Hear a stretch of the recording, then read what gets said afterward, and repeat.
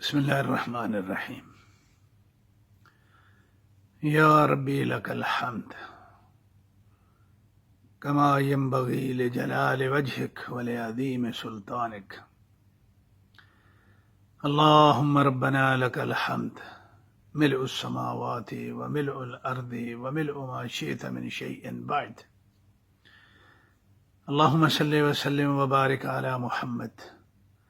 وعلى آل محمد وعلى أصحاب محمد وعلى عترة محمد وعلى سائر الأنبياء والرسل كلما ذكرهم الذاكرون وغفل عن ذكرهم الغافلون. معزز سامعین کرام، اللہ تعالیٰ نے جہاں محمد بن عبداللہ صلی اللہ علیہ وسلم ان کو نبوت عطا فرمائی، ساتھ ہی ان کو کچھ ایسی صفات، مرتبے اور اعلیٰ ترین مناصب عطا فرمائے کہ جو انہی کی خاصیت ہے، کائنات میں اور کسی کا حق نہیں ہے۔ اللہ کے رسول صلی اللہ علیہ وسلم کے ساتھ خوش اخلاقی کا یہ تقاضا ہے کہ جن صفات میں، اعلیٰ مراتب میں اللہ کے رسول صلی اللہ علیہ وسلم پوری بشریت سے افضل ہیں، اس افضلیت میں کسی کو ان کے مد مقابل کھڑا نہ کیا جائے۔ وہ صفت انہی کی خاصیت ہی تصور کی جائے، اور اس خاصیت کو، اس منزلت کو، اس شرف کو، اعزاز کو ان کے علاوہ کسی اور شخص کے ساتھ اس کا عقیدہ نہ رکھا جائے۔ یہ اللہ کے رسول صلی اللہ علیہ وسلم کے ساتھ خوش اخلاقی کا بہت بڑا ادب ہے۔ یہ اللہ کے رسول صلی اللہ علیہ وسلم کو اللہ تعالی نے جن چیزوں میں پوری انسانیت سے اعلیٰ ترین بنایا کہ وہ صفت کسی اور میں ہے ہی نہیں ہے، ان میں سے ایک صفت یہ ہے کہ اللہ کے رسول صلی اللہ علیہ وسلم واحد شخصیت ہیں کہ جن کا کہا ہوا غلط نہیں ہو سکتا۔ آپ کا فرمایا ہوا نہ غلط ہو سکتا ہے نہ جھوٹ ہو سکتا ہے۔ آپ صلی اللہ علیہ وسلم کی زبان مبارک سے جو کچھ نکل گیا، جو کردار کے ذریعے سامنے آ گیا، وہ حق ہی حق ہے، سچ ہی سچ ہے، صحیح صحیح ہے، جھوٹ، کذب، غلطی کا وہاں کوئی احتمال نہیں ہے۔ دوسرے لفظوں میں، آسان طریقے سے اس کو آپ ایسے سمجھیں کہ اللہ تعالیٰ نے نبی صلی اللہ علیہ وسلم کو ایک شرف یہ بھی عطا فرمایا کہ ان کے نہ کردار میں غلطی کا امکان ہے، نہ گفتار میں غلطی کا امکان ہے۔ جو کردار ہے وہ بھی ٹھیک ہے، جو گفتار ہے، جو فرما دیا وہ بھی صحیح ہے اور سچ ہے۔ کائنات میں کوئی دوسری شخصیت ایسی نہیں ہے کہ جس کے کردار بھی اور جس کی گفتار بھی غلطی اور خطا سے جو ہے وہ صاف ستھری ہو۔ یہ اللہ کے رسول صلی اللہ علیہ وسلم کی خاصیت ہے۔ میرے بھائیو، جو بندہ، جو مومن اللہ کے رسول صلی اللہ علیہ وسلم کو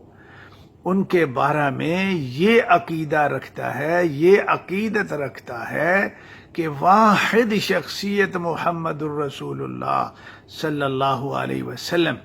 کہ جن کا نہ کردار میں غلطی ہے نہ گفتار میں غلطی ہے، وہ معصوم عن الخطا ہیں، جو یہ عقیدہ رکھتا ہے اس نے اللہ کے رسول صلی اللہ علیہ وسلم کے ساتھ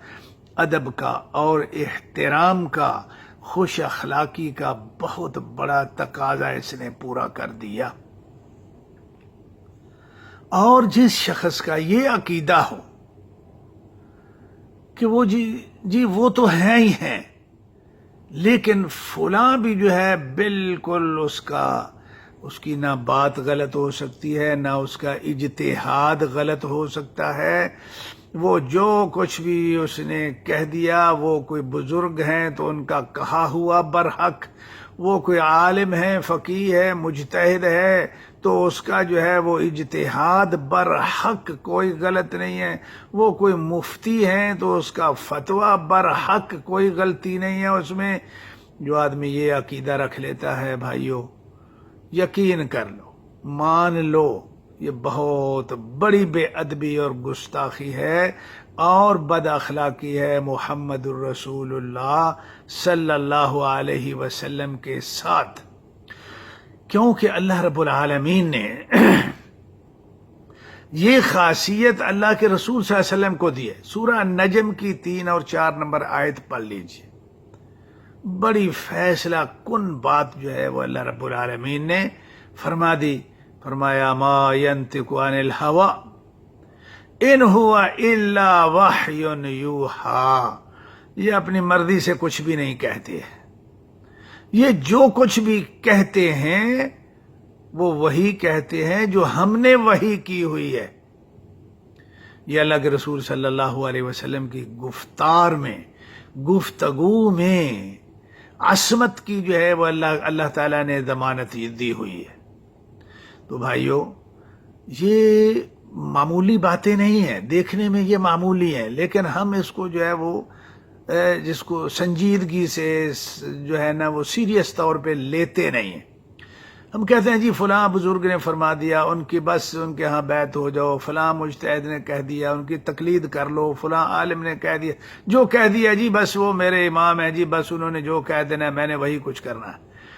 بھائیو، یہ وہ غلطیاں ہیں جس غلطی کے اندر اللہ کے رسول صلی اللہ علیہ وسلم کی بہت بڑی توہین اور بہت بڑی بد اخلاقی جو ہے وہ اس میں پائی جاتی ہے۔